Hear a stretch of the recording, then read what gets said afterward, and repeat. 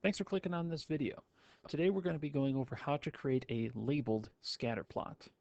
Now in a previous video we showed you how you can create a scatter plot just by selecting two columns, and Google Sheets will usually understand if you want a scatter plot if you have two columns full of quantitative data. But each of these dots represents a sandwich, and I want to be able to tell them apart based on the type of meat they have. And so I want the dots to look different. And that's what we call a labeled scatter plot, when we include a third categorical variable. So to do that, what I'm going to first do is I'm going to take what's on the horizontal axis, which is serving weight. I'm going to paste that into a new column. And then my other variable, calories, I need to break out based on this category. So first I'm going to have beef. Then the next type of sandwich is chicken. Then we have ham. Then down here we have other and turkey. So what I'm going to do is I'm going to select the calories for the beef sandwiches. I'm going to copy them and paste them into the beef column. And so then I'm going to copy the chicken and paste them into the chicken column right where the chicken left off. So up here, the beef sandwiches are going to have nothing in the chicken, ham, other, or turkey columns, and that's what we want. Same for the chicken. They're going to have nothing in the beef, ham, other, or turkey columns. And now I'm going to do the same for ham, for other,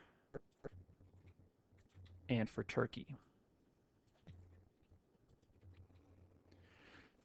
So all in all, I've got 6 columns here. The first column is my horizontal, and then my other 5 are the vertical. So now when I insert a chart,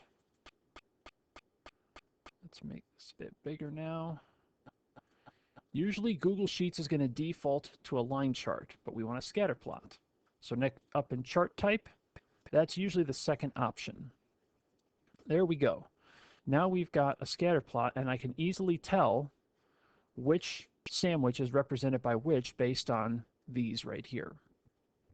Now, two things I need to adjust. I need to adjust the title, serving weight versus calories is the first thing. The second is I need to add in a label on the vertical axis. There.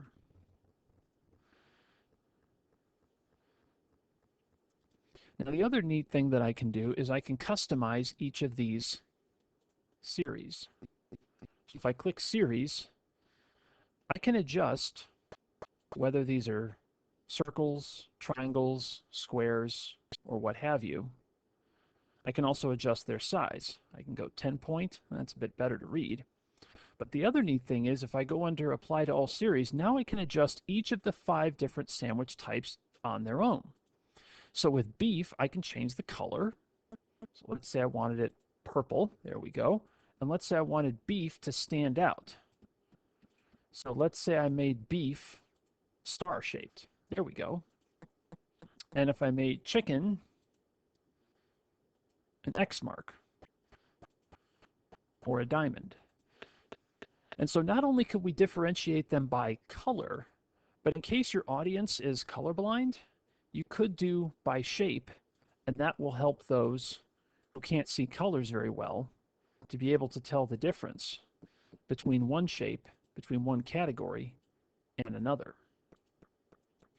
So this is just another way you can customize these points. All right.